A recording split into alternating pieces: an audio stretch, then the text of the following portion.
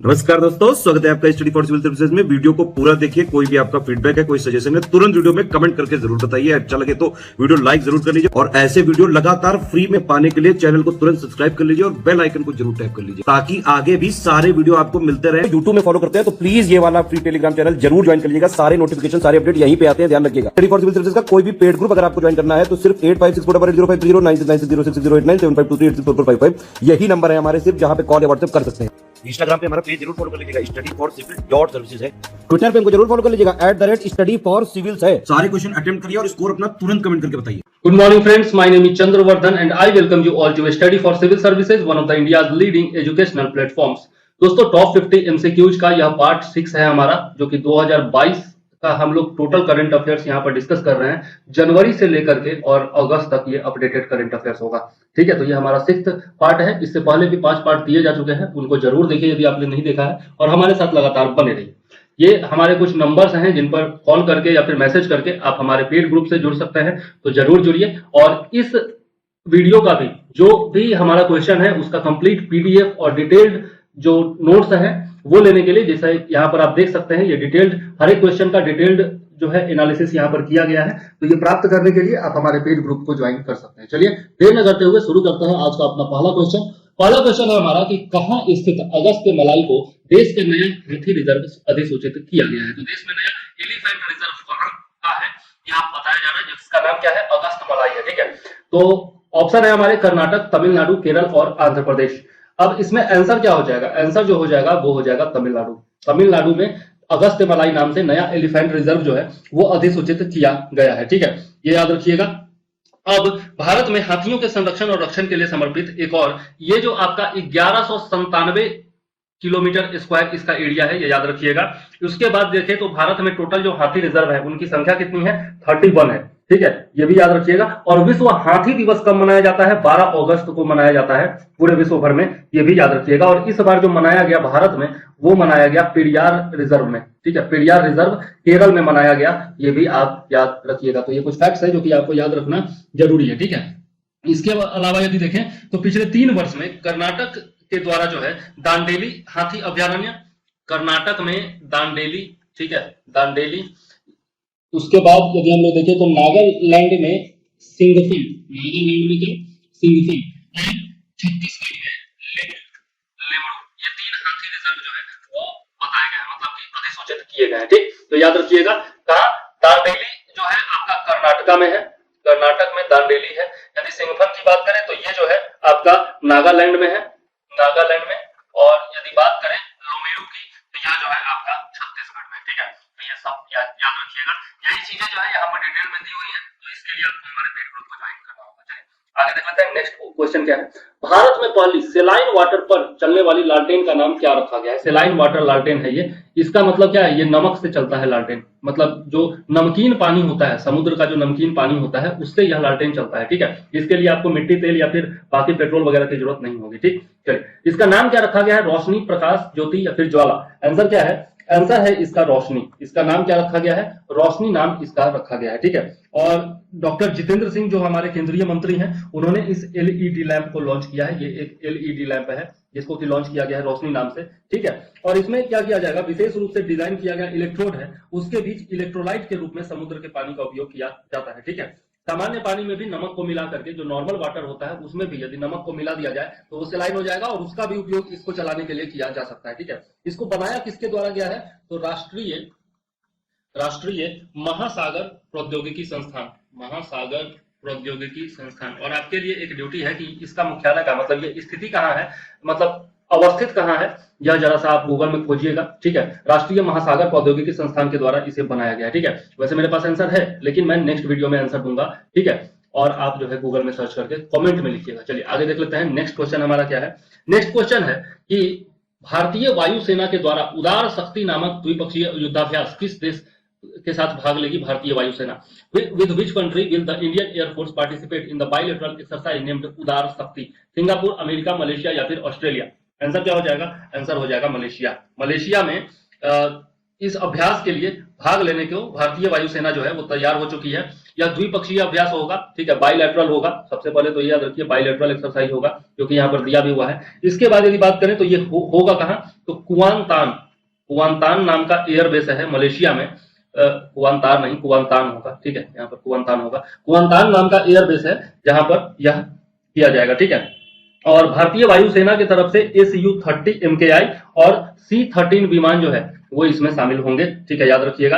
यह जो होगा आपका 4 दिवसीय युद्धाभ्यास होगा, ये भी याद रखिएगा। और पहला जो युद्धाभ्यास था इस तरह का वो 2018 में आयोजित किया गया था, ठीक है। इसके अलावा जो हरिम्यू शक्ति एक और अभ्यास है जो कि मलेशिया के साथ भारत करता है, उसका नाम है हरिमऊ शक्ति युद्धाभ्यास, ठीक है। हरिमऊ शक्ति युद्धाभ्यास जो है वो मलेशिया के साथ प्रतिवर्ष आयोजित किया जाता है, ठीक है। चलिए नेक्स्ट वीडियो देख लेते हैं। नेक्स्ट क्वेश्चन क्या है हमारा, नेक्स्ट क्वेश्चन है हमारा कि ब्रिटेन के पहले भारतीय सांसद कौन है जिनके लंदन स्थित आवास को ब्लू प्लैक से सम्मानित किया गया है, ठीक है। भारतीय पार्लियामेंट्रियन है जो कि लंदन में सबसे पहले बने थे, ठीक है। उनके आवास को ब्लू प्लैक से सम्मानित किया गया है, वो कौन है?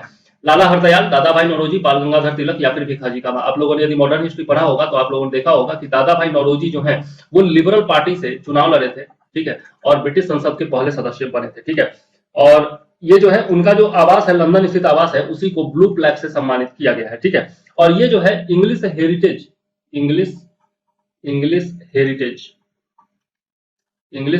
हेरिटेज चैरिटी के तहत जो है ये ब्लू प्लैक दिया जाता है सम्मान, ठीक है। इनको क्या कहा जाता है? Grand old man of India भी कहा जाता है, grand old man of India भी कहा जाता है दादा भाई नौरोजी को, ठीक है।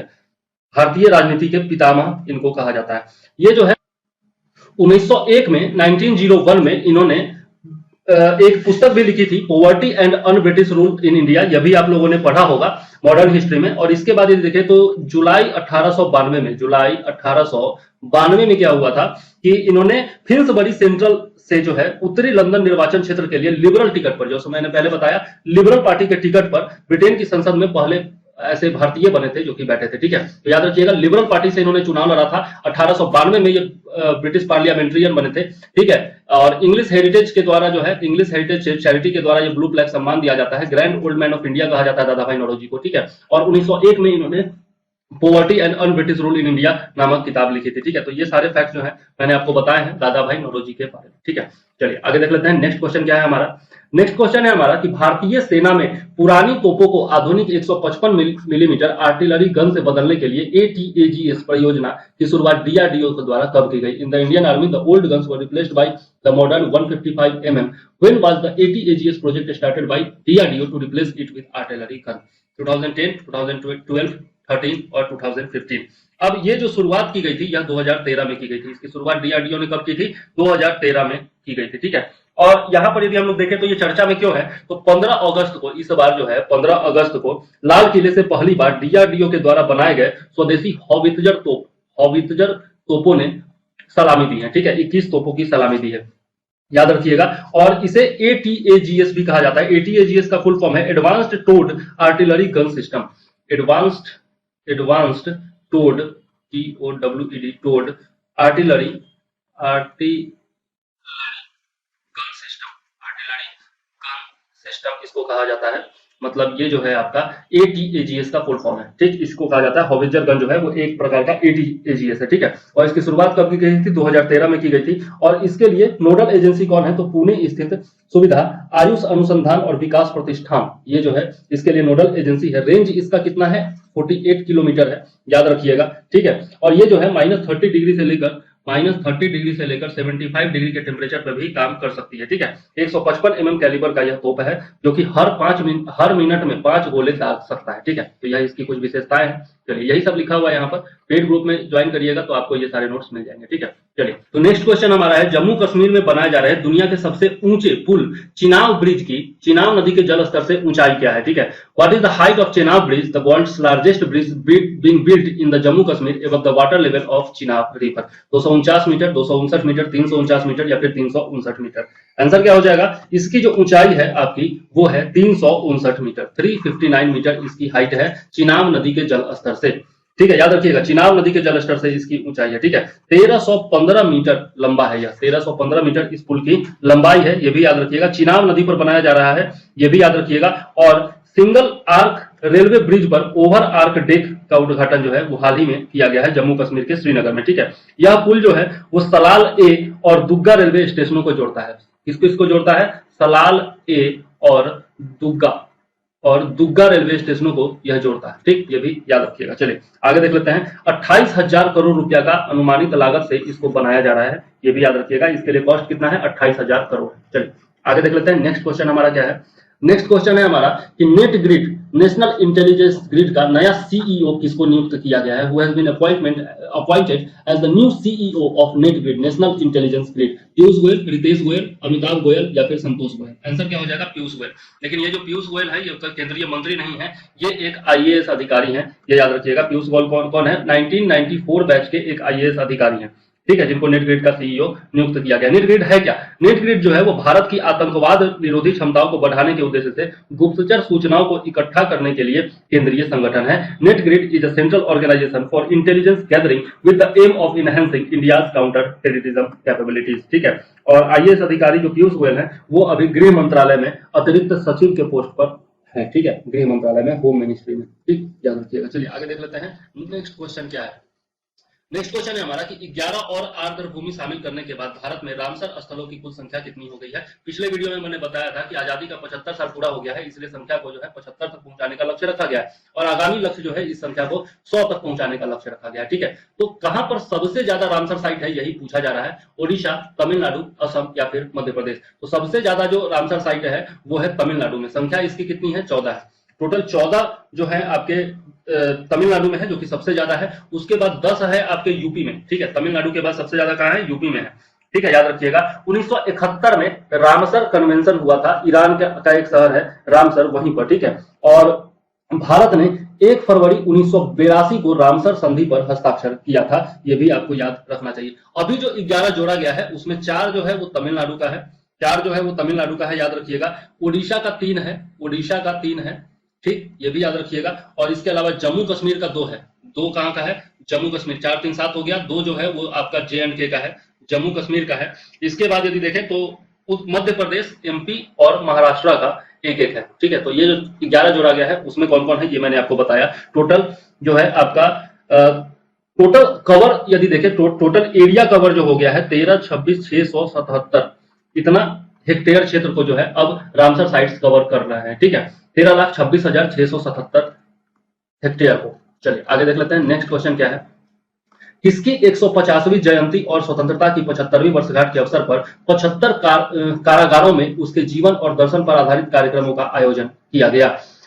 महर्षि अरविंदो, स्वामी दयानंद सरस्वती, स्वामी विवेकानंद या फिर राजा राम मोहन राय? आंसर क्या हो जाएगा? आंसर हो जाएगा महर्षि अरविंदो। महर्षि अरविंदो का जन्म जो हुआ था वो 15 अगस्त को ही हुआ था। ठीक है, 15 अगस्त को ही इनका जन्म हुआ था 1872 में। ठीक है, तो इनके जन्म का जो है 150 वर्ष पूरा हुआ है और आजादी का भी 75 वर्ष पूरा हुआ है। और इसी को ध्यान में रखते हुए जो है आपका 75 कारागारों में महर्षि अरविंदो के जीवन दर्शन पर आधारित कार्यक्रमों का आयोजन किया गया। ठीक है, 1908 में इनको जो है 1908 में कैद किया गया था अलीपुर बम कांड के दौरान। ठीक है, और 1926 में इन्होंने अरविंदो आश्रम की स्थापना की थी और 5 दिसंबर 1950 को इनका निधन हो गया था। कहां पर? पांडिचेरी में हो गया था। ठीक है, याद रखिएगा निश्चित तौर पर ये महर्षि अरविंदो के बारे में। चलिए आगे देख लेते हैं। नेक्स्ट क्वेश्चन हमारा क्या है?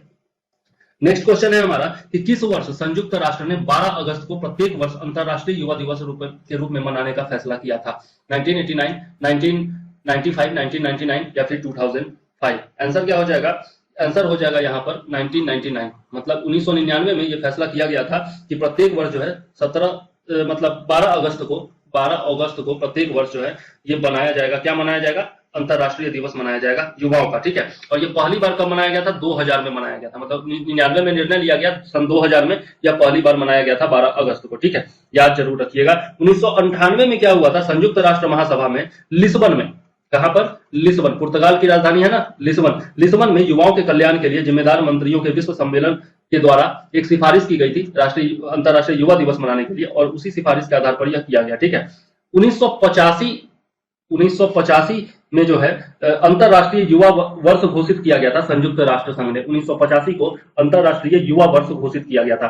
और इस बार का जो थीम है वो क्या है? थीम है intergenerational solidarity creating a world for all ages. Creating a world for all ages. ठीक है, यह जो है आपका इस वर्ष का थीम है। यहाँ पर आप देख भी सकते हैं intergenerational solidarity creating a world for all ages. ठीक है, याद जरूर रखिएगा। चलिए आगे देख लेते हैं। नेक्स्ट क्वेश्चन हमारा क्या है?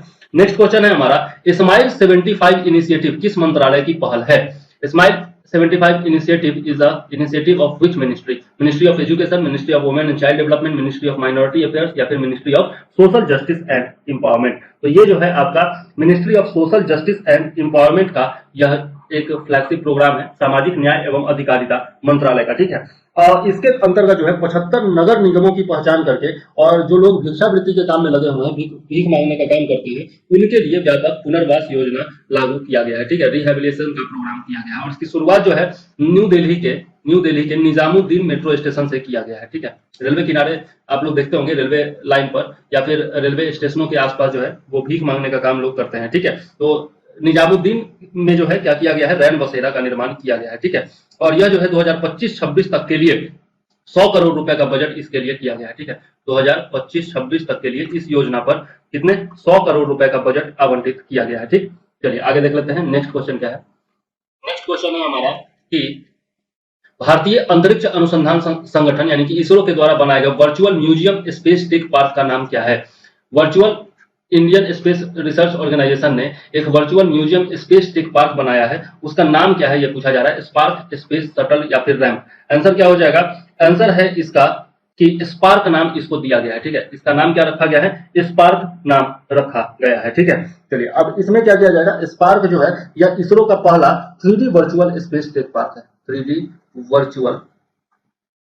वर्चुअल स्पेस टेक पार्क है यह इसरो का पहला, याद जरूर रखिएगा। ठीक है, और इस प्लेटफॉर्म पर इसरो का जितना भी लॉन्च व्हीकल है, सैटेलाइट है, वैज्ञानिक मशीन से जुड़ा हुआ विभिन्न डॉक्यूमेंट्स है, इमेज और वीडियो वगैरह है, वो सब कुछ देखा जा सकता है। ठीक है, तो याद जरूर रखिएगा, स्पार्क का शुभारंभ किया गया है। ठीक, चलिए आगे देख लेते हैं। नेक्स्ट क्वेश्चन क्या है? नेक्स्ट क्वेश्चन है हमारा पालन 1000 राष्ट्रीय अभियान और पेरेंटिंग ऐप जीवन के कितने वर्षों में बच्चों के संज्ञानात्मक विकास पर केंद्रित है? पालन 1000 national campaign and parenting app focuses on cognitive development of children in how many years of life? In the first 2 years, in the first 5 years, 10 years और 12 years? आंसर क्या हो जाएगा? आंसर हो जाएगा इसका पहले 2 वर्षों में। पहले 2 वर्षों में जो पालन का काम होता है, बच्चों में जो भी संज्ञानात्मक विकास होता है, उस पर यह केंद्रित होगा। पालन 1000 नाम है इसका।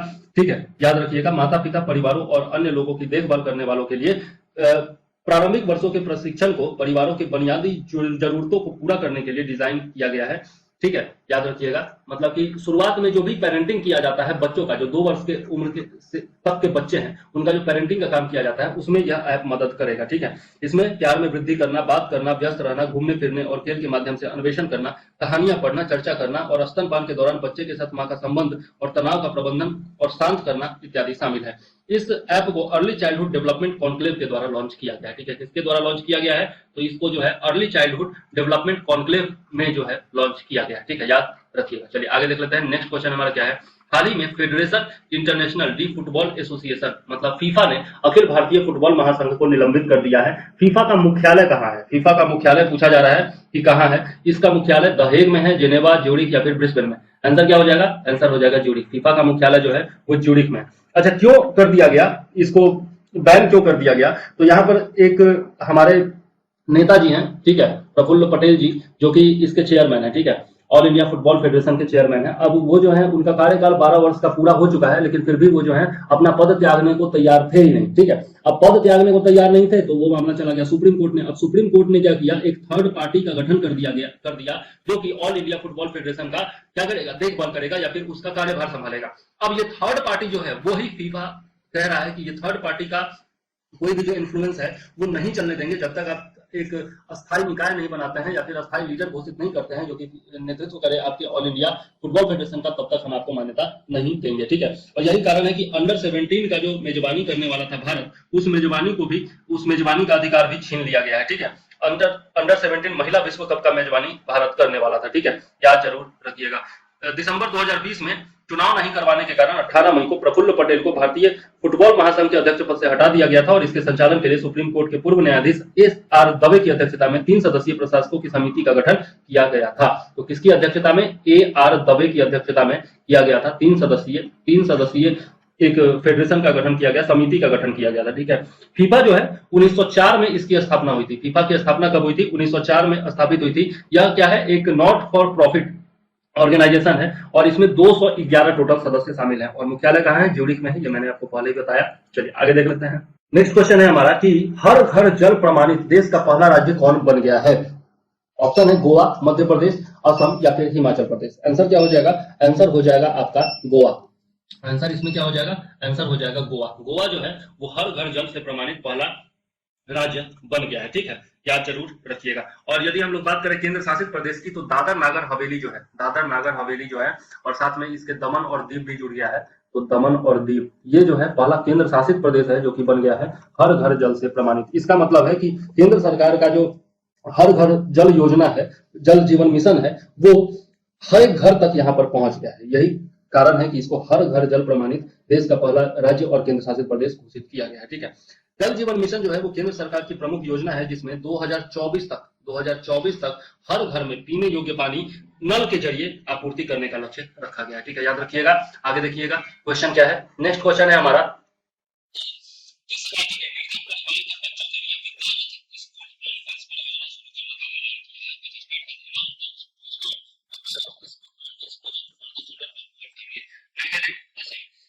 मणिपुर या फिर अरुणाचल प्रदेश, कौन होगा इसमें? इसमें हो जाएगा आंसर क्या? असम हो जाएगा। असम का जो मुख्यमंत्री है हिमंत बिस्व शर्मा, उन्होंने क्या किया है? निर्धन परिवारों के बच्चों के लिए विद्यारथ स्कूल और व्हील्स परियोजना शुरू करने का ऐलान किया है। इसमें क्या होगा? 10 महीने के लिए जो वंचित बच्चे हैं, 10 महीने के लिए जो वंचित बच्चे हैं उनको प्रारंभिक शिक्षा प्रदान करने की परिकल्पना की गई है और 10 महीने के बाद बच्चों को जो आपका रेगुलर शिक्षा प्रणाली है उससे जोड़ दिया जाएगा। ठीक है, चलिए आगे देख लेते हैं। नेक्स्ट क्वेश्चन क्या है हमारा? नेक्स्ट क्वेश्चन है कि किसानों को वर्ष 2022-23 से लेकर 24-25 तक के लिए 3 लाख रुपए तक के लघु अवधि के कृषि ऋण देने के लिए कितने प्रतिशत का ब्याज अनुदान प्रदान किया गया है? What percentage of interest subsidy has been provided to farmers for short-term agriculture loans up to 3 lakhs from the year 2022-23 to 24-25? तो इसमें जो है आपका 0.5%, 1%, 1.5% या फिर 2%। आंसर क्या हो जाएगा? आंसर हो जाएगा इसमें 1.5%। 1.5% का सब्सिडी जो है इसमें घोषित किया गया है। ठीक है, और इसमें बढ़ोतरी के लिए कितना बजट का जो प्रावधान किया गया है वो है 34,856 करोड़ रुपए का इसके लिए प्रावधान किया गया है। ठीक है, ये भी आप याद रखिएगा। और किसान समय पर ऋण चुकाते समय 4% सालाना की वार्षिक ब्याज दर पर अल्पकालीन ऋण कृषि ऋण लेते रहेंगे। ठीक है, तो वो जो अल्पकालीन कृषि ऋण दिया जाएगा वो 4% पर लगातार दिया जाता रहेगा। ठीक है, चलिए आगे देख लेते हैं। नेक्स्ट क्वेश्चन क्या है हमारा? नेक्स्ट क्वेश्चन है हमारा कि national automated fingerprint identification system NAFIS को किस संस्था ने तैयार किया है जिसका उद्घाटन राष्ट्रीय सुरक्षा रणनीति सम्मेलन 2022 के दौरान किया गया? Net grid, national crime record bureau, central bureau of investigation या फिर सेंट्रल विजिलेंस कमीशन? तो इसको जो है किसने बनाया है, यही क्वेश्चन पूछा जा रहा है। इसको NCRB के द्वारा तैयार किया गया है, national crime record bureau. NCRB इसका शॉर्ट फॉर्म होता है NCRB। इसने इसको तैयार किया है। ठीक है, और गृह मंत्री अमित शाह ने नई दिल्ली में 2 दिवसीय राष्ट्रीय सुरक्षा नीति सम्मेलन 2022 का उद्घाटन किया। ठीक है, अमित शाह ने किया, ये याद रखिएगा। और NCRB के द्वारा NAFIS का तैयार किया गया है जिसका उद्घाटन भी उन्होंने किया है। ठीक है, इस व्यवस्था में सेंट्रलाइज्ड फिंगरप्रिंट डेटाबेस की मदद से मामलों के त्वरित निष्पादन में आसानी होगी। जो भी मामला होता है NCRB का या फिर क्राइम से जुड़ा हुआ जो भी मामला होता है वो तुरंत ही निपटाया जा सकेगा इस प्रणाली के माध्यम से, क्योंकि नेशनल फिंगरप्रिंट प्रणाली है तो फिंगरप्रिंट से जो चोर है, अपराधी है, उनकी पहचान तुरंत की जा सकेगी। ठीक है, देश भर में कितने शहरों ने खुद को सफाई मित्र सुरक्षित शहर घोषित किया है, अर्थात सफाई कार्यों के मशीनीकृत होने की घोषणा कर दी है? How many cities across the country have declared themselves as Safai Mitra safe cities, that is have announced the mechanization of cleaning work? Cleaning work करने का क्या मतलब होता है? जो गटर वगैरह की सफाई होती है उसको मशीन से किया जा रहा है इन सभी जिलों में। तो 100 है, 200 है, 400 है या फिर 500 है? तो यहाँ पर आंसर क्या हो जाएगा? 500 शहरों में ये टोटल जो प्रक्रिया है, सफाई की जो प्रक्रिया है वो मशीनाइज्ड हो चुका है। ठीक है, तो याद रखिएगा ये चीज। ठीक, और इसके लिए जो मेन हॉल है या फिर मेन हॉल को मशीन हॉल में बदलने के लिए प्रोत्साहित किया जा रहा है। ठीक है, याद रखिएगा, मशीनीकरण और कर्मचारियों की सुरक्षा की दिशा में जारी प्रयासों को गति देने के लिए आवास एवं शहरी कार्य मंत्रालय, ये जो है आपका आवास एवं शहरी कार्य मंत्रालय तथा सामाजिक न्याय एवं अधिकारिता मंत्रालय ने संयुक्त रूप से नमस्ते योजना शुरू की है। इसके लिए क्या योजना शुरू किया गया है? नमस्ते योजना शुरू किया गया है। किसके किसके द्वारा? याद रखिएगा, सामाजिक न्याय और अधिकारिता मंत्रालय और साथ में शहरी कार्य मंत्रालय, इन दोनों मंत्रालयों के द्वारा ये नमस्ते योजना शुरू की गई है। ठीक है, साल 2019 में विश्व शौचालय दिवस के अवसर पर आवास एवं शहरी विकास मंत्रालय ने सफाई मित्र सुरक्षा चैलेंज शुरू किया था। ठीक है, सफाई मित्र सुरक्षा चैलेंज शुरू किया था और इसी के माध्यम से जो है ये टोटल जो सफाई का काम है उसको मशीनाइज्ड करने का निर्णय लिया गया था। ठीक है, तो ये सब बातें आप याद रखिएगा। चलिए आगे देख लेते हैं। नेक्स्ट क्वेश्चन हमारा क्या है? नेक्स्ट क्वेश्चन है, हिंदुजा समूह की कंपनी अशोक लीलैंड की इलेक्ट्रिक वाहन यूनिट स्विच मोबिलिटी ने देश की पहली डबल डेकर इलेक्ट्रिक बस कहां लॉन्च की है? तो सबसे पहले तो याद रखिएगा कि किसने चालू की है? स्विच मोबिलिटी ने चालू की है। ठीक है, अब कहां चालू की है? कलकत्ता, दिल्ली, मुंबई या फिर बैंगलोर? आंसर क्या हो जाएगा? मुंबई। मुंबई जो है उस वहां शुरू किया गया है स्विच मोबिलिटी के द्वारा। डबल डेकर बस होगा जो कि किससे चलेगा? इलेक्ट्रिक पावर से चलेगा, इलेक्ट्रिक व्हीकल होगा। ठीक है, याद रखिएगा, हिंदुजा ग्रुप का है ये, जिसका अशोक लीलैंड आता है ना, उसी का है ये। ठीक है, याद रखिएगा। 1967 में अशोक लीलैंड जो है वो प्रमुख भारतीय विनिर्माता कंपनी बनी थी। 1967 में शुरुआत हुई थी इसकी। ठीक है, अशोका लीलैंड की, हिंदुजा समूह की कंपनी अशोक लीलैंड की इलेक्ट्रिक वाहन यूनिट है स्विच मोबिलिटी। ठीक है, जिसने double decker electric bus launch किया है और यह देश का पहला electric double decker AC bus होगा और इसमें जो है 66 सीट होगा। इस बस में कितना सीट होगा? 66 सीट होगा। ठीक है, और बृहन मुंबई विद्युत आपूर्ति और परिवहन यानी कि बेस्ट को डबल डेकर बसों के अपने मौजूदा बेड़े को इलेक्ट्रिक में बदलने में यह जो है मदद करेगी। ठीक है, BEST इसका है शॉर्ट फॉर्म, बेस्ट। ठीक है, और इसका जो फुल फॉर्म है वो है Brihan Mumbai electricity supply and transport. ठीक है, याद रखिएगा। चलिए आगे देख लेते हैं। नेक्स्ट क्वेश्चन क्या है हमारा?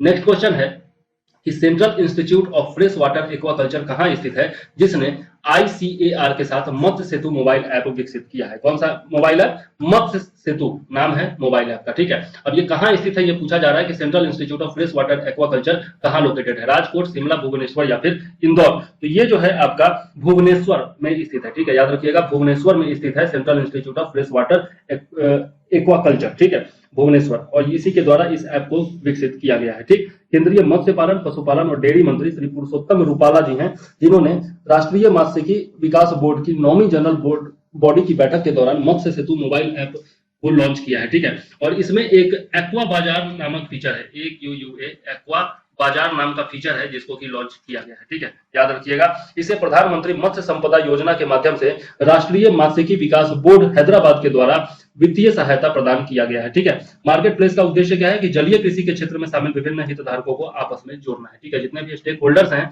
जो कि एक्वा एग्रीकल्चर करते हैं उन सबको आपस में जोड़ना है। ठीक है, चलिए आगे देख लेते हैं। नेक्स्ट क्वेश्चन हमारा क्या है? 17वां प्रवासी भारतीय दिवस 2023 अगले वर्ष कहां आयोजित होगा?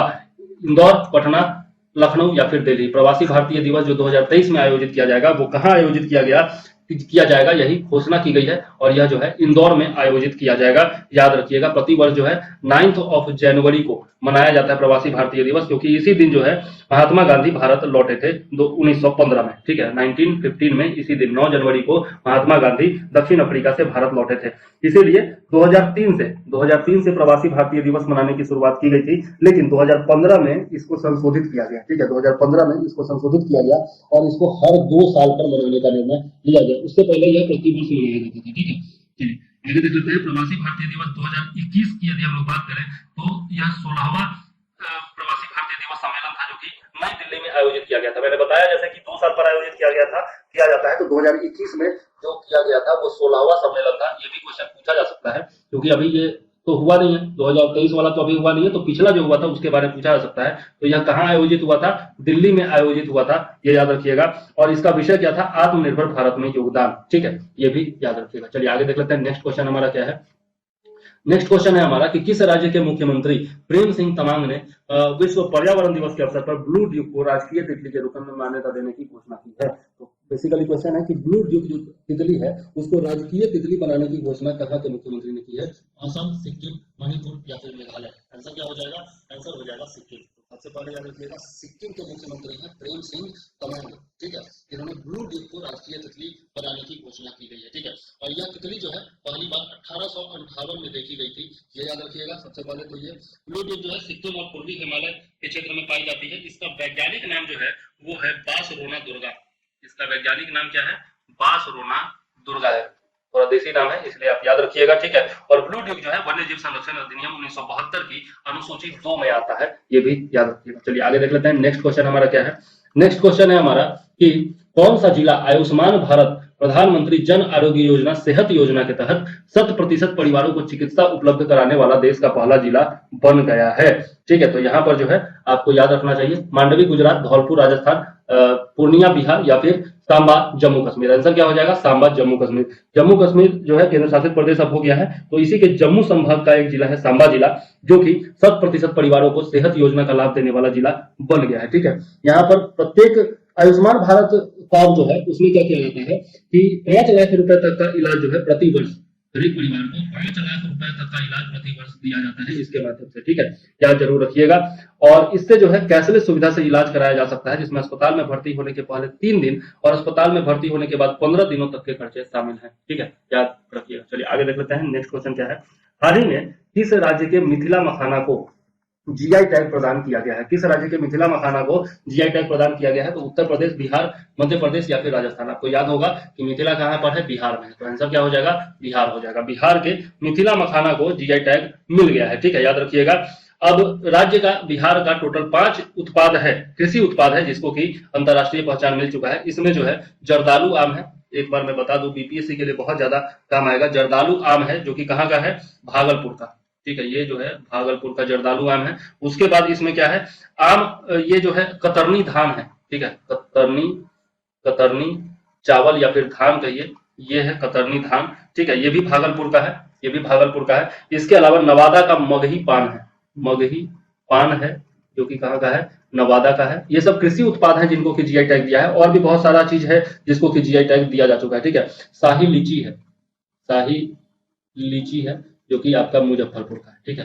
तो ये 5 हो गया, जर्दालू आम, कतरनी धान, मगही पान, शाही लीची और अब मिथिला मखाना। तो ये सब जो है कृषि उत्पाद है जिनको कि दिया गया है। इसके अलावा सिलाव खाजा है, ये सबको भी दिया गया है, ठीक है। भागलपुर का सिल्क का साड़ी है, उसको भी दिया गया है जीआई टैग, ठीक। तो ये सब भी उत्पाद है बिहार के, लेकिन ये सब कृषि उत्पाद है। चलिए आगे देख लेते हैं। 5 टोटल कृषि उत्पाद हो गए। नेक्स्ट क्वेश्चन क्या है? हाल ही में भारतीय नौसेना का 6 सदस्यीय दल किस नौका से गोवा से पोर्ट लुई मॉरिशस के लिए नौसैनिक अभियान पर रवाना हुआ है? ठीक है। तो यहाँ पर है आईएनएस महादेई, आईएनएसवी तरनी, आईएनएसवी बुलबुल या फिर आईएनएसवी हरियाल। तो यहाँ पर जो है इसमें आईएनएसवी तरनी जो है उसके माध्यम से यह दल गया है, कहां पर? मॉरिशस गया है, ठीक है। गोवा से यह यात्रा शुरू हुई थी और पोर्ट लुइस मॉरिशस के लिए यह यात्रा हुई है, ठीक है। इसमें जो है टोटल 6 सदस्य शामिल हैं, ठीक है। इससे पहले भी एक ऑल वुमेन था, वो जो गया था वो भी आईएनएस तरनी पर गया था। ऑल वुमेन मतलब ये था दल था जो कि इससे पहले गया था आईएनएस तरनी के माध्यम से, लेकिन इस बार जो है 3 महिलाएं हैं और 3 पुरुष हैं, तो इस बार जेंडर जो है वो बराबर कर दिया गया है। भारतीय नौसेना के पास समुद्री यात्रा करने के लिए 6 नौकाएं हैं, जिनमें आईएनएसवी महादेई है। ये 6 जो नौकाएं हैं इनके बारे में आपको याद रखना चाहिए, तो थोड़ा सा मैं बता देता हूं। इसमें जो है आईएनएसवी महादेई है, इसके अलावा आईएनएसवी तरनी है, आईएनएसवी बुलबुल है, आईएनएसवी हरियाल है, कदलपुरा है और नीलकंठ है। ये जो 6 नौकाएं हैं जिनके माध्यम से समुद्री अभियान किया जाता है। और तरनी जो है वो 2017 में नाविका सागर परिक्रमा के तहत दुनिया में चक्कर लगाया था और इसमें जो है सभी महिला अधिकारी शामिल थी, ठीक है। तो जैसे मैंने बताया आपको। नेक्स्ट क्वेश्चन क्या है? जनजातीय युवाओं में कौशल विकास और उद्यमिता को बढ़ावा देने के लिए ग्रामीण उद्यमी परियोजना कहां शुरू की गई है? Where was the rural entrepreneurship project launched to promote skill development and entrepreneurship among tribal youth? Ranchi, Raigarh, Lucknow या फिर जबलपुर? आंसर क्या हो जाएगा? आंसर हो जाएगा रांची। रांची में यह शुरू किया गया है, ठीक है। याद रखिएगा। राष्ट्रीय कौशल विकास निगम ने सेवा भारती और युवा विकास सोसाइटी के साथ साझेदारी में जनजातीय समुदायों को उनके समावेशी और सतत विकास के लिए कौशल प्रशिक्षण बढ़ाने के लिए यहाँ पर ग्रामीण उद्यमी परियोजना के दूसरे चरण का शुभारंभ किया है। कहाँ? रांची में, ठीक है। और इस कार्य के लिए विशेष रूप से 85,000 करोड़ रुपए का बजट जो है वो आवंटित किया गया है, ठीक है। केंद्र सरकार ने मंजूरी दी थी आदिवासी क्षेत्रों के लिए। चलिए आगे देख लेते हैं। नेक्स्ट क्वेश्चन क्या है? नेक्स्ट क्वेश्चन है हमारा कि संयुक्त राष्ट्र महासभा के 75वें सत्र के दौरान जिन देशों को संयुक्त राष्ट्र के 5 नए अस्थायी सदस्य देशों के रूप में जोड़ा गया है उनमें कौन शामिल नहीं है?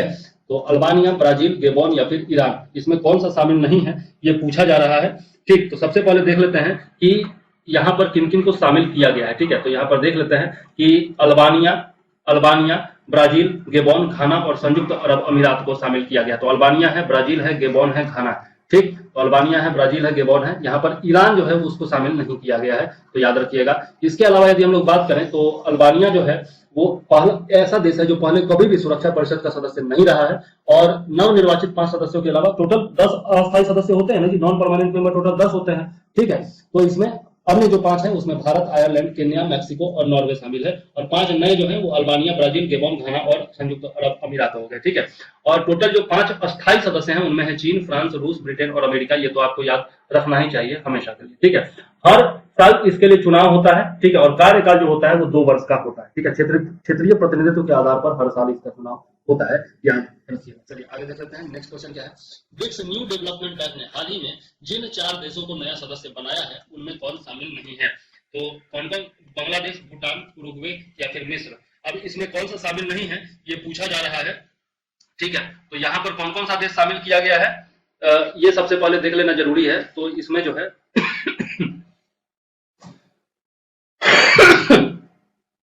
पहले शामिल किया गया था बांग्लादेश, यूएई और उरुग्वे को शामिल किया गया था, और अब जो है मिस्र को शामिल किया गया। तो बांग्लादेश, यूएई, उरुग्वे और मिस्र। तो इसमें जो है भूटान को शामिल नहीं किया गया है। तो 4 जो देश हैं उसमें बांग्लादेश है, उरुग्वे है, इजिप्ट यानी कि मिस्र है, और साथ में आपका कौन है? यूएई है, ठीक है। तो इन चारों को शामिल किया गया है। चलिए आगे देख लेते हैं। नेक्स्ट क्वेश्चन थोड़ा सा और देख लेते हैं इसके बारे में। औपचारिक रूप से इसकी शुरुआत जो है वो जुलाई 2015 में की गई थी, और मुख्यालय इसका कहाँ है? संघाई, चाइना में है, ठीक है। और एनडीबी के अध्यक्ष कौन है? मार्कोस ट्रायजो हैं, ये भी याद रखिएगा, ठीक है। एनडीबी जो है वर्ष 2014 में ब्राजील के फोर्टालिजा में आयोजित 6ठे ब्रिक्स सम्मेलन में ब्रिक्स देशों के द्वारा संयुक्त रूप से स्थापित एक बहुपक्षीय विकास बैंक है। चलिए आगे देख लेते हैं। नेक्स्ट क्वेश्चन हमारा क्या है, ब्रिटेन में सत्ता समाप्त कर कौन दुनिया का सबसे नया गणराज्य बन गया है? मतलब कि ब्रिटेन का उस पर कब्जा था, अब जो है ब्रिटेन का कब्जा उसने समाप्त कर दिया। बारबाडोस, हैती, पनामा या फिर क्यूबा? आंसर क्या हो जाएगा? आंसर हो जाएगा बारबाडोस। बारबाडोस ने महारानी जो एलिजाबेथ है उनका शासन समाप्त कर दिया है, और अब ये जो है एक इंडिपेंडेंट रिपब्लिक बन गया है, ठीक है। स्वतंत्रता इसको 55 साल पहले ही मिल गई थी, लेकिन फिर भी ये जो है अपने ऊपर महारानी का आधिपत्य मानता था। लेकिन अब जो है इसने क्या किया है कि मतलब कि अपने ऊपर से ब्रिटेन की महारानी का नियंत्रण समाप्त कर दिया है। हालांकि 54 राष्ट्रमंडल देशों में ये शामिल है और उसका सदस्य ये बना रहेगा। इसका राजधानी कहाँ है? इसका राजधानी है बारबाडोस का ब्रिज टाउन, ठीक है, याद रखिएगा। इसके अलावा यदि बात करें तो 30 नवंबर 1966 को इसको स्वतंत्रता मिल गई थी। तो स्वतंत्रता का कितना साल हो गया? 55 साल हो गया, ठीक है। वर्तमान राष्ट्रपति जो है इसके वो है डैम सेंड्रा पुनेला मेसन। वर्तमान प्रधानमंत्री की बात करें तो मिया अमोर मोटली है, और बारबाडोस जो है वो आईएसए इंटरनेशनल सोलर अलायंस का भी एक पार्टनर देश है, ठीक, ये भी याद रखिएगा। चलिए आगे देख लेते हैं। नेक्स्ट क्वेश्चन क्या है? नेक्स्ट क्वेश्चन है हमारा, पहली बार भारत में 44वें शतरंज ओलंपियाड का आयोजन किस राज्य में किया गया? तमिलनाडु, चेन्नई, केरल या फिर महाराष्ट्र? ये भी पूछा जा सकता है कि 44वें शतरंज ओलंपियाड का आयोजन किस देश में किया गया? तो कहां किया गया? भारत में किया गया। और भारत में यदि पूछ दे कि किस राज्य में किया गया, तब यहां पर ऑप्शन बनता है तमिलनाडु, चेन्नई, केरला या फिर महाराष्ट्र। तो इसका आयोजन कहां किया गया? इसका आयोजन जो है वो चेन्नई में किया जा रहा है, ठीक है, चेन्नई में किया जा रहा है। और इसका जो शुभंकर है उसका नाम क्या है? थम्बी। शुभंकर जो है इसका उसका नाम है थम्बी, ये याद रखिएगा, ठीक है। और इसका जो 1927 से यह जो है आपका शतरंज ओलंपियाड का आयोजन किया जा रहा है, ठीक है। और पहली बार जो है इसका आयोजन भारत में किया जा रहा है, और 30 साल के बाद इसका आयोजन जो है वो एशिया में किया जा रहा है। 187 देश इसमें भाग ले रहे हैं, ठीक है। और सबसे बड़ी भागीदारी होगी भारत से भी 6 टीमें शामिल की गई हैं, और टोटल 30 खिलाड़ी इसमें शामिल हैं, याद रखिएगा। चलिए आगे देख लेते हैं। नेक्स्ट क्वेश्चन हमारा क्या है? नेक्स्ट क्वेश्चन है हमारा, Indo Israel centre of excellence for vegetable का केंद्रीय कृषि एवं किसान कल्याण मंत्री श्री नरेंद्र सिंह तोमर ने किस राज्य में वर्चुअल शिलान्यास किया है? तो इसका नाम क्या है? Indo Israel centre of excellence for vegetables. तो ये सब्जियों के लिए मध्य प्रदेश, बिहार, उत्तर प्रदेश या फिर गुजरात? कहां पर किया गया है? तो ये जो है आपका उत्तर प्रदेश में किया गया है। और उत्तर प्रदेश में कहा? तो चंदौली में, उत्तर प्रदेश के चंदौली में किया गया है। ये जरूर याद रखिएगा, खास करके यूपी वाले जो है निश्चित तौर पर याद रखिएगा। उत्तर प्रदेश के चावल के कटोरे के रूप में जाना जाता है, किसको? चंदौली को जाना जाता है। उत्तर प्रदेश, ठीक है। भारत इजराइल कार्य योजना के तहत इजराइल के द्वारा इजरायली विशेषज्ञों के माध्यम से उत्कृष्टता केंद्र को प्रौद्योगिकी प्रदान की जाती है, मतलब टेक्निकल जो सहायता है वो प्रदान की जाती है, जिन्हें प्रदर्शित करने की दृष्टि से अवसंरचना निर्माण के लिए राशि MIDH से उपलब्ध कराई जाती है, ठीक है। चलिए आगे देख लेते हैं। उत्तर प्रदेश के चंदौली में है, ये जरूर याद रखिएगा, सब्जियों के लिए उत्कृष्टता केंद्र। चलिए आगे देख लेते हैं। दुनिया की पहली international liquid mirror telescope Bharat के किस राज्य में स्थापित की गई? The world's first international liquid mirror telescope was installed in which state of India, Rajasthan, Uttarakhand, Uttar Pradesh या फिर हिमाचल प्रदेश। तो ये जो है आपका कहाँ किया गया है, उत्तराखंड में किया गया है। उत्तराखंड में कहा, आर्यभट्ट रिसर्च इंस्टीट्यूट में किया गया है, ठीक है। आर्यभट्ट रिसर्च इंस्टीट्यूट में एक संस्थान स्थापित है जिसका नाम है इंस्टीट्यूट ऑफ ऑब्जर्वेशनल साइंसेज, ठीक है। और ये जो है नैनीताल में, कहां पर है, नैनीताल में है, उत्तराखंड के नैनीताल में। वहीं पर एक है देवस्थल वेधशाला, देवस्थल वेधशाला है जहां पर ये किया गया है, ठीक है, वेधशाला है जहां पर कौन सा, इंटरनेशनल लिक्विड मिरर टेलीस्कोप की स्थापना की गई है, ठीक है। अब ये जो है हिमालय में 2450 मीटर की ऊंचाई से, 2450 मीटर की ऊंचाई से ILMT का उपयोग करके क्षुद्र ग्रह हो गया, एस्ट्रॉइड हो गया, या फिर सुपरनोवा हो गया, या फिर अंतरिक्ष का जो मलबा है और अन्य सभी जो भी खगोलीय पिंड हैं उन सबको देखा जा सकता है, ठीक है।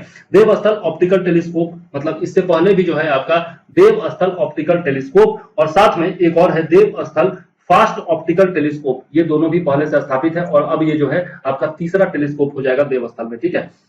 तो याद रखिएगा LMT में क्या किया गया है, एक परावर्तक तल के साथ दर्पण भी शामिल होता है, ठीक है। और ILMT में पारा परिवर्तक स्थल के रूप में होता है, मतलब जो ILMT जो होता है उसमें परावर्तक स्थल के रूप में, मतलब रिफ्लेक्टिंग पार्ट जो होता है इसका, रिफ्लेक्टिंग पार्ट जो होता है वो पारा का बनाया जाता है, पारा यानी कि मरकरी का बनाया जाता है, ठीक है। ये याद रखिएगा, दोनों में यही अंतर होता है, ठीक। चलिए आगे देख लेते हैं नेक्स्ट क्वेश्चन क्या है। नेक्स्ट क्वेश्चन है हमारा कि नेफिचू सुरंग, नेफिचू सुरंग कहाँ स्थित है जिसका उत्खनन कार्य हाल ही में पूर्ण किया गया। वेयर इज द नेफिचू tunnel located which excavation work was completed recently, Assam, Nagaland, Arunachal Pradesh या फिर लद्दाख। तो ये जो है आपका कहां पर स्थित है, अरुणाचल प्रदेश में स्थित है नेफिचू सुरंग, याद रखिएगा। इसका कार्य जो है हाल ही में बॉर्डर रोड ऑर्गेनाइजेशन यानी कि सीमा सड़क संगठन ने पूरा किया है, और अंतिम ब्रेक थ्रू ब्लास्ट इसका किया है। इसकी ऊंचाई जो है वो 5700 मीटर है, ठीक है, 5700 फीट है।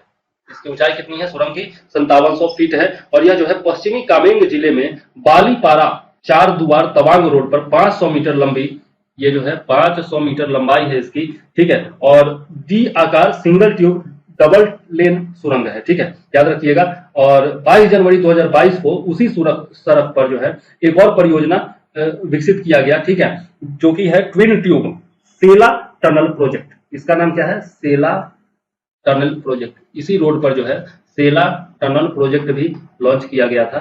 कब किया गया था, तो यह 22 जनवरी 2022 को किया गया था। उसका जो ऊंचाई था वो कितना था, 1555 मीटर, सॉरी 1555 मीटर उसका ऊंचाई था, ठीक है, याद रखिएगा। और साथ में 980 मीटर, मतलब ट्विन ट्यूब है तो 980 मीटर और साथ में 1555 मीटर, ये दोनों इसका ऊंचाई का था। और उसका भी जो है काम पूरा कर लिया गया, ठीक। तो ये दो जो आपके नेफिचू सुरंग हो गया एक, और एक हो गया आपका सेला टनल प्रोजेक्ट, ये दोनों अरुणाचल प्रदेश में स्थित है, याद रखिएगा। बॉर्डर रोड ऑर्गेनाइजेशन ने दोनों को बनाया, ठीक। चलिए आगे देख लेते हैं नेक्स्ट क्वेश्चन क्या है। नेक्स्ट है सैंपल रजिस्ट्रेशन सिस्टम के 2015 से 19 के डाटा के अनुसार भारत की जीवन प्रत्याशा बढ़कर कितनी हो गई है। According to the sample registration system data for 2015 to 2019 India's life expectancy has increase to how much, 68.7, 69.2, 69.7 या फिर 70.2। आंसर क्या हो जाएगा, 69.7। ये डाटा किसका है, याद रखिएगा, सैंपल रजिस्ट्रेशन सिस्टम का डाटा है, SRS का डाटा, ठीक है। और 2015 से 19 तक का डाटा है, ये भी याद रखिएगा। और आयु बढ़कर कितना हो गया है, 69.7 हो गया है, ठीक है। हालांकि भारत की जीवन प्रत्याशा जो है अनुमान ग्लोबल जो है वो है कितना, 72.6 है। ग्लोबल कितना है लाइफ एक्सपेक्टेंसी, वो है 72.6, उससे काफी कम है अभी, ठीक है। सबसे ज्यादा भारत में जो जीवन प्रत्याशा है वो किसकी है, दिल्ली की है, 75.9, ये याद रखिएगा, दिल्ली का है ये, ठीक। सबसे ज्यादा दिल्ली के लोग जिंदा रहते हैं, ठीक। उसके बाद किसका किसका स्थान है, तो केरल, जम्मू और कश्मीर का नंबर आता है। दिल्ली के बाद कौन है, केरल है सेकेंड नंबर पर, और उसके बाद है J&K, ये है तीसरे नंबर पर, ठीक है। छत्तीसगढ़ में जीवन प्रत्याशा जो है वो सबसे कम है देश भर में, ठीक। तो ये भी याद रखिएगा। चलिए आगे देख लेते हैं नेक्स्ट क्वेश्चन हमारा क्या है। नेक्स्ट क्वेश्चन है, हाल ही में गुजरात बालिका पंचायत शुरू करने वाला देश का पहला राज्य बन गया है। इसमें किस आयु वर्ग की लड़कियां जो शामिल होती है, ये पूछा गया है। सबसे पहले तो याद रखिएगा कि बालिका पंचायत शुरू करने वाला देश का पहला राज्य कौन बन गया है, गुजरात बन गया है, ठीक है। सबसे पहले तो ये याद रखना है। अब इसमें किस आयु वर्ग की लड़कियां शामिल होती है, 5 से 10, 11 से 15, 11 से 21 या फिर 15 से 21। तो इसमें जो है 11 से 21 वर्ष के आयु की लड़कियां शामिल होती हैं, ठीक है। अब इसकी शुरुआत जो है गुजरात के कच्छ जिले के कुनारिया, मोटागुआ, मस्का और वरसल गांवों में की गई है। और यदि बात करें तो इसमें बालिका पंचायत का सरपंच के रूप में 20 वर्षीय उर्मी अहीर को चुना गया था। ठीक है, सबसे पहला जो पंचायत हुआ उसमें उर्मी अहीर को चुना गया, जो कि 20 वर्ष की लड़की थी। ठीक, चलिए आगे देख लेते हैं। नेक्स्ट क्वेश्चन क्या है? नेक्स्ट क्वेश्चन है हमारा कि किस देश के टी राजा कुमार को हाल ही में anti money laundering watchdog financial action task force के अध्यक्ष के रूप में नियुक्त किया गया? हाल ही में आप लोग सुनते होंगे बराबर कि एफएटीएफ में जो है ग्रे लिस्ट में डाल दिया गया पाकिस्तान को। हाल ही में जो है आपका एक और देश को ग्रे लिस्ट में डाला गया था, जैसा नाम बताइएगा उसका कमेंट में। ठीक, तो एफएटीएफ के अध्यक्ष के रूप में किसको चुना गया है ये पूछा जा रहा है। मलेशिया, और वो टी राजा कुमार को चुना गया है, वो किस देश से है ये पूछा जा रहा है? मलेशिया, सिंगापुर, भारत या फिर युगांडा? ठीक है, तो ये जो है सिंगापुर के हैं टी राजा कुमार, जिनको एफएटीएफ का अध्यक्ष चुना गया है। ठीक है, इससे पहले जो अध्यक्ष थे उनका नाम क्या था? Doctor Marcus player. इससे पहले जो अध्यक्ष थे उनका भी नाम क्वेश्चन में पूछा जा सकता है, तो याद रखिएगा डॉक्टर मार्कस प्लियर उनका नाम था। ठीक है, और कार्यकाल जो होगा टी राजा कुमार का वो 2 साल का होगा। एफएटीएफ की स्थापना जो हुई थी 1989 में हुई थी, ये याद रखिएगा, और इसका मुख्यालय कहाँ है? पेरिस में है, ये भी याद रखिएगा। ठीक है, चलिए आगे देख लेते हैं। नेक्स्ट क्वेश्चन हमारा क्या है? नेक्स्ट क्वेश्चन है हमारा कि बुल्गारिया के सोफिया में अंडर 20 विश्व कुश्ती चैंपियनशिप में स्वर्ण पदक जीतने वाली पहली भारतीय महिला पहलवान कौन बन गई है? तो सबसे पहले तो ये याद रखिएगा कि अंडर 20 विश्व कप, अंडर 20 रेसलिंग चैंपियनशिप कहाँ आयोजित किया गया? तो ये जो है बुल्गारिया में आयोजित किया गया, सबसे पहले ये याद रखिएगा। और कौन सी भारतीय जो है स्वर्ण पदक जीती हैं और पहली महिला बन गई हैं? तो देख लीजिए, साक्षी मलिक, विनेश फोगाट, अंतिम पंघाल या फिर अंशु मलिक। आंसर क्या हो जाएगा? आंसर हो जाएगा अंतिम पंघाल। अंतिम पंघाल जो है वो कहाँ की है? हरियाणा की है। ठीक है, सबसे पहले तो भारतीय हैं, लेकिन उसके बाद यदि पूछा जाए तो ये कहाँ की है? हरियाणा की है। ठीक है, 53 किलोग्राम कैटेगरी में उन्होंने कजाकिस्तान की एटलिन सायगावा को 8-0 से हराया है। ठीक है, हरियाणा में भी कहाँ की है? तो हिसार जिले के भगाना गांव के निवासी है। ठीक है, याद रखिएगा, इनके बारे में पूछा जा सकता है। इससे पहले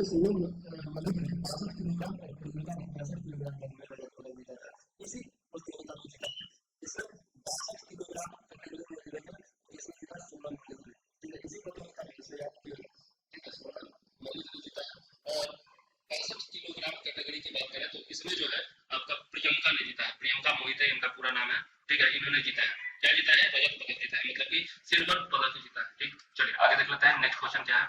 नेक्स्ट क्वेश्चन है हमारा कि किस राज्य में दही हांडी को एक एडवेंचर स्पोर्ट्स का दर्जा दिया गया है?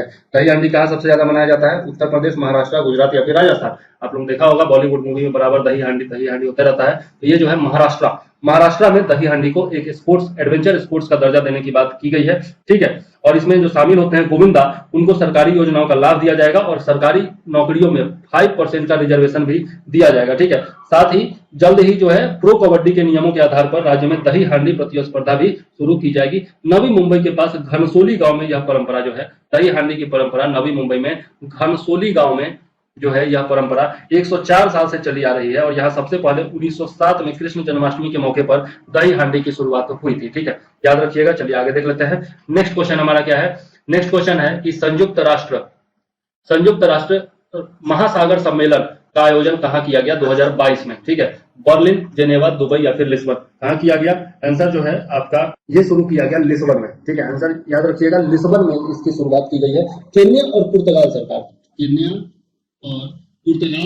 ने संयुक्त रूप से इसकी मेजबानी की है। ठीक है, केन्या और पुर्तगाल सरकार की मेजबानी में 5 दिवसीय था, ये भी याद रखिएगा। ठीक है, दुनिया भर के 130 देशों के नेता इसमें शामिल हुए। ठीक है, और इसमें जो है महासागरों, समुद्रों और समुद्री संसाधनों की रक्षा पर एक अंतर्राष्ट्रीय समझौते की संभावना का पता लगाने के लिए जो है विचार विमर्श किया गया। ठीक है, भारतीय प्रतिनिधित्व का नेतृत्व किया वो किसने किया? डॉक्टर जितेंद्र सिंह ने किया। याद रखिएगा, जितेंद्र सिंह इसमें भारत की तरफ से शामिल हुए हैं। ठीक है, और इस सम्मेलन का उद्देश्य जो है महासागर के सतत प्रबंधन को सुनिश्चित करने के लिए आवश्यक विज्ञान आधारित नवीन समाधानों को बढ़ावा देना है। सतत विकास के लिए संयुक्त राष्ट्र महासागर विज्ञान दशक कौन सा घोषित किया गया है? 2021 से 2030 को घोषित किया गया है संयुक्त राष्ट्र महासागर विज्ञान दशक। ठीक है, ये याद रखिएगा, 2021 से 2030 को घोषित किया गया। चलिए आगे देख लेते हैं। नेक्स्ट क्वेश्चन क्या है? नेक्स्ट क्वेश्चन है हमारा कि भारतीय रेलवे की सबसे लंबी मालगाड़ी सुपर वासुकी का परिचालन ट्रायल 15 अगस्त को किया गया। इसकी लंबाई कितनी है? तो याद रखिएगा सबसे लंबी मालगाड़ी का नाम क्या है? तो सुपर वासुकी है, सबसे पहले तो ये याद रखिएगा। ठीक है, कब परिचालन किया गया? 15 अगस्त को। अब इसका लंबाई पूछा जा रहा है, तो 1.5 किलोमीटर, 2 किलोमीटर, 2.5 किलोमीटर या फिर 3.5 किलोमीटर। अब इसका लंबाई कितना है? 3.5 किलोमीटर। अब कितना लंबा होगा आप सोच सकते हैं। इसमें डब्बा कितना है? 295 डब्बा है। जहां से गुजरा होगा ना, वहां के लोगों को रेलवे प्लेटफॉर्म पर रुकना पड़ा होगा काफी समय तक, है ना। 15 अगस्त को छत्तीसगढ़ के कोरबा से इसका परिचालन शुरू हुआ। कहां तक के लिए? नागपुर के राजनांद गांव के बीच। ठीक है, तो नागपुर, कोरबा से नागपुर याद रखिएगा। ठीक है, या फिर छत्तीसगढ़ से छत्तीसगढ़ के कोरबा से नागपुर के राजनांद गांव के बीच। अब इसमें जो है 27,000 टन कोयला जो है वो एक जगह से दूसरे जगह ले जाया गया। ठीक है, अब इसमें साउथ ईस्टर्न रेलवे ने इसका परिचालन किया है, ये भी याद रखिएगा। ठीक है, कौन से रेलवे ने परिचालन किया? South eastern railway. खास करके रेलवे के एग्जामों के लिए बहुत ज्यादा इंपॉर्टेंट हो जाएगा ये। चलिए नेक्स्ट है इसरो का अंतरिक्ष अनुप्रयोग केंद्र। इसरो का स्पेस एप्लीकेशन सेंटर कहाँ स्थित है, जिसने भारतीय नौसेना के साथ समुद्र विज्ञान तथा मौसम विज्ञान में उपग्रह आधारित नौसेना अनुप्रयोगों पर समझौता किया है? Where is the space application centre of ISRO which has signed an agreement with Indian navy on satellite based naval applications in oceanography and meteorology? Bangalore, Hyderabad, Ahmedabad या फिर चेन्नई? कहां पर स्थित है ये पूछा जा रहा है। तो ये जो है आपका अहमदाबाद में स्थित है। ठीक है, अहमदाबाद में स्थित है, ये याद रखिएगा। ठीक, और इस केंद्र का नाम भी याद रखिएगा, अंतरिक्ष अनुप्रयोग केंद्र। और किसका है ये? इसरो का है, ये भी याद रखिएगा। सब जो इंपॉर्टेंट है, यह समझौता ज्ञापन जो है वो 2017 में हस्ताक्षर किया गया था इस पर। ठीक है, और सब 2017 में पिछला एक समझौता ज्ञापन था, उसी का ये विस्तार है, उसी का एक्सटेंशन है ये। ठीक है, दोनों संगठनों के बीच में सहयोग को आगे बढ़ाएगा ये भी याद रखिएगा। चलिए आगे देख लेते हैं नेक्स्ट क्वेश्चन क्या है। चलिए, हाल ही में प्रधानमंत्री ने नीति आयोग के संचालन परिषद की 7वीं बैठक की अध्यक्षता की। नीति आयोग के शासी परिषद में कौन कौन शामिल नहीं होते हैं, ये पूछा जा रहा है। Which are not included in the governing council of NITI Aayog? Chief ministers of all the states and union territories along with the legislature, मतलब विधायिका के साथ सभी राज्यों और केंद्र शासित प्रदेशों के मुख्यमंत्री, अन्य केंद्र शासित प्रदेशों के उपराज्यपाल यानी कि लेफ्टिनेंट गवर्नर्स, इसके बाद पदेन सदस्य के रूप में नीति आयोग के उपाध्यक्ष और नीति आयोग के पूर्णकालिक सदस्य और राज्यों के राज्यपाल। तो आंसर क्या हो जाएगा? इसमें जो है राज्यों के राज्यपाल शामिल नहीं होते हैं। ठीक है, राज्यों के राज्यपाल जो होते हैं शामिल नहीं होते हैं, तो आंसर क्या हो जाएगा? डी हो जाएगा। ठीक है, ये जो है नीति आयोग के शासी परिषद जो है वो अंतर क्षेत्रीय, अंतर विभागीय और संघीय मुद्दों पर चर्चा करने के लिए एक मंच प्रदान करता है। The governing council of NITI Aayog provides a forum to discuss inter regional, inter departmental and federal issues. ठीक है, अब इसमें जो है कौन कौन शामिल होते हैं? विशेष आमंत्रित सदस्य के रूप में केंद्रीय मंत्रीगण भी इसमें शामिल होते हैं, और बाकी तो आपको बता दिया मैंने, पहला, दूसरा और तीसरा तीनों जो है वो शामिल होते हैं। ठीक है, चलिए राज्यों के राज्यपाल इसमें शामिल नहीं होते हैं, याद रखिएगा। चलिए आगे देख लेते हैं नेक्स्ट क्वेश्चन क्या है। हरियाणा की कौन सी कैप्टन है जिनका नाम क्या है, जिन्होंने भारतीय सेना की पहली महिला लड़ाकू एविएटर बनकर के कमाल कर दिया है? ठीक है, तो शीतल अवस्थी, अभिलाषा बराक, शिवांगी सिंह या फिर भावना कंठ? इनका नाम क्या है यही पूछा जा रहा है। नाम क्या है इनका? अभिलाषा बराक है। अभिलाषा बराक जो कि कहाँ की है? हरियाणा की है। ठीक है, और ये पहली फाइटर एविएटर बन गई है इंडियन आर्मी की, तो बहुत ही बड़ी उपलब्धि है। कैप्टन बराक को 2072 ये वर्ष नहीं है, 2072 आर्मी एविएशन स्क्वाड्रन की दूसरी उड़ान के लिए नामित किया गया, जो कि ध्रुव एडवांस्ड लाइट हेलीकॉप्टर का संचालन करती है। नाम क्या है? एडवांस लाइट हेलीकॉप्टर का ध्रुव नाम है। ठीक है, और ये स्वदेशी है। ठीक, बराक को सितंबर 2018 में आर्मी एयर डिफेंस कोर में कमीशन किया गया था, और आर्मी एविएशन कॉर्प्स सेना का एक गठन है जिसका गठन कब किया गया था? 1986 में किया गया था आर्मी एविएशन कॉर्प्स का गठन। ठीक है, याद रखिएगा। चलिए आगे देख लेते हैं नेक्स्ट क्वेश्चन क्या है हमारा। नेक्स्ट क्वेश्चन है कि संयुक्त राष्ट्र महासभा में रूस के निलंबन के बाद संयुक्त राष्ट्र मानवाधिकार परिषद में रूस के स्थान पर किस देश को शामिल किया है? तो सबसे पहले तो याद रखिएगा, संयुक्त राष्ट्र मानवाधिकार परिषद से कौन अलग हुआ है? तो रूस को निलंबित किया गया है। चेक गणराज्य, पुर्तगाल, तुर्की या फिर उपयुक्त में से कोई नहीं। आंसर क्या हो जाएगा? किसको शामिल किया गया है? तो चेक गणराज्य यानी कि चेक रिपब्लिक को शामिल किया गया है, याद जरूर रखिएगा। ठीक है, जो यूक्रेन के साथ रूस ने युद्ध किया है उसी के आरोप में रूस को जो है निलंबन किया जाना था, लेकिन रूस ने खुद ही छोड़ दिया संयुक्त राष्ट्र मानवाधिकार परिषद को, यानी कि United Nations human right council को। ठीक है, यूएनएचआरसी में 3 साल के कार्यकाल के लिए, कार्यकाल कितना होता है? 3 साल का होता है। 47 सदस्य इसमें जो है वो चुने गए हैं। ठीक है, और सीटों को क्षेत्रीय समूह के आधार पर विभाजित किया गया है। इसमें कोई भी सदस्य लगातार 2 बार से अधिक यूएनएचआरसी सीट पर नहीं रह सकता। अधिकतम जो है 2 बार ही रह सकता है, उसके बाद नहीं रह सकता है। ठीक है, याद रखिएगा। और इसका मुख्यालय कहाँ है? तो जेनेवा में है, ये भी याद रखिएगा, इंपॉर्टेंट पॉइंट है। चलिए आगे देख लेते हैं नेक्स्ट क्वेश्चन हमारा क्या है। ज्यादा क्वेश्चन अब बचा हुआ नहीं है। नेक्स्ट क्वेश्चन है ओपन बेंगलुरु बेस्ड एक न्यू बैंक प्लेटफॉर्म है जो कि भारत का 100वां यूनिकॉर्न स्टार्टअप बन गया है। तो याद रखिएगा भारत का 100वां यूनिकॉर्न स्टार्टअप कौन बन गया है? ओपन बन गया है और ये जो है बेंगलुरु में है और एक न्यू बैंक प्लेटफॉर्म है। भारत के 100 यूनिकॉर्न का कुल मूल्यांकन कितना है ये पूछा जा रहा है। What is the total valuation of 100 unicorns of India? 330.7 Arab dollar, 332.7, 335.5 या फिर 332.5 अरब डॉलर। तो इसका टोटल मूल्यांकन जो है वो 332.7 है। ठीक है, 332.7 बिलियन डॉलर है टोटल मूल्यांकन 100 जो टोटल यूनिकॉर्न है उनका। और ये 100वां यूनिकॉर्न कब बना? तो 2 मई 2022 को बना। ओपन नाम है इसका। ठीक है, याद रखिएगा। आज जो है वैश्विक स्तर पर देखें तो हर एक 10 में से एक जो यूनिकॉर्न है वो कहाँ का है? भारत का है। ठीक है, यूनिकॉर्न उन दुर्लभ स्टार्टअप्स को कहा जाता है जिनका जो टर्नओवर है वो कितना हो जाता है?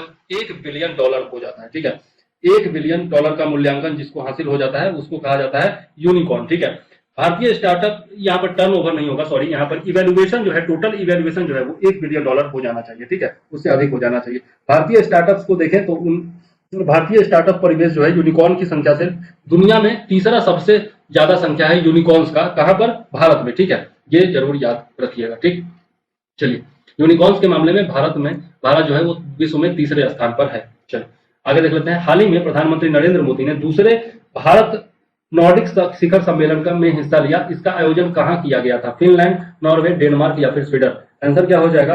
आंसर हो जाएगा आपका डेनमार्क। डेनमार्क में यह हुआ था। डेनमार्क की राजधानी है कोपेनहेगन।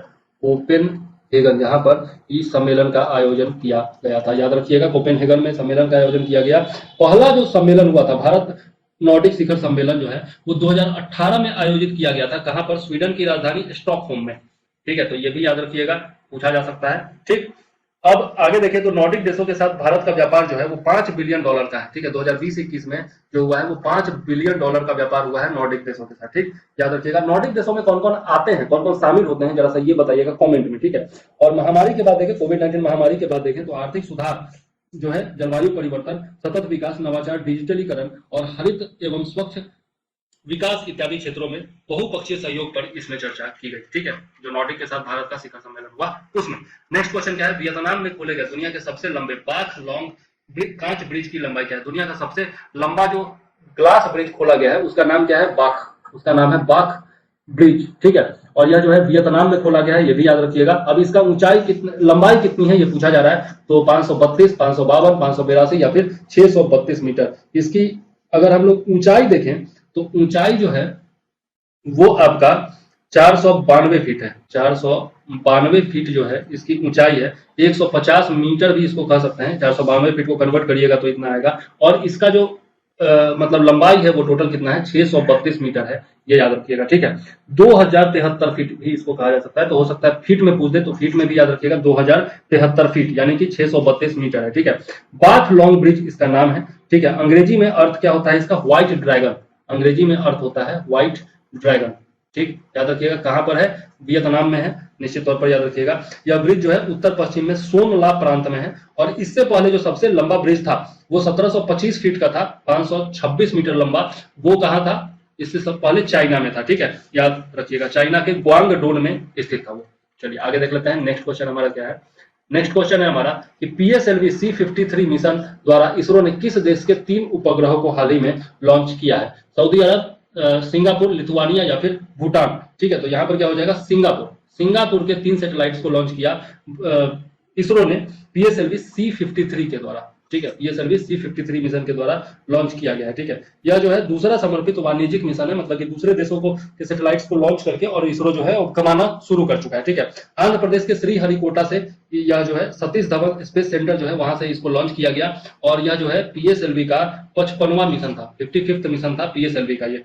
ठीक है, याद रखिएगा। PSLV C-53 इसरो के corporate arm new space India limited का दूसरा महत्वाकांक्षी मिशन है। मतलब इसरो के लिए जो वाणिज्यिक मिशन, कमर्शियल मिशन लॉन्च करता है वो कौन करता है? नाम याद रखिएगा, न्यू स्पेस इंडिया लिमिटेड। ठीक है, ये याद रखिएगा, ये बहुत ज्यादा जरूरी है। ठीक, चलिए आगे देख लेते हैं। लास्ट क्वेश्चन हमारा ये होना चाहिए, आई थिंक सो। चलिए नेक्स्ट क्वेश्चन हमारा क्या है? नेक्स्ट है, भारत किस देश के साथ कुशियारा नदी के पानी को अंतरिम तौर पर साझा करने के लिए समझौता ज्ञापन के मसौदे को अंतिम रूप दिया है?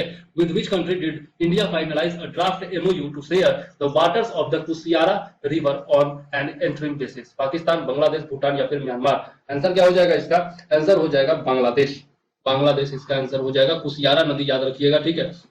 भारत बांग्लादेश संयुक्त नदी आयोग की 38वीं बैठक थी ये, ठीक है। 38th बैठक थी, मंत्री स्तरीय बैठक, जो कि कहां पर हुई? न्यू दिल्ली में हुई थी, न्यू दिल्ली में आयोजित हुई। और इसी में भारतीय प्रतिनिधि मंडल की अध्यक्षता जो है वो गजेंद्र सिंह शेखावत, जो कि केंद्रीय जल शक्ति मंत्री है, उन्होंने की। और दोनों पक्षों ने कुशियारा नदी के पानी को अंतरिम तौर पर साझा करने के लिए समझौता ज्ञापन के मसौदे को अंतिम रूप दिया। और दोनों पक्षों ने क्या किया? त्रिपुरा में सबरूम टाउन की पेयजल आवश्यकताओं की पूर्ति के लिए फेनी नदी से पानी लेने वाले स्थान तथा उसकी तकनीकी अवसंरचना के डिजाइन को अंतिम रूप दिए जाने का स्वागत भी किया है, ठीक है। तो फेनी नदी याद रखिएगा कहां पर है?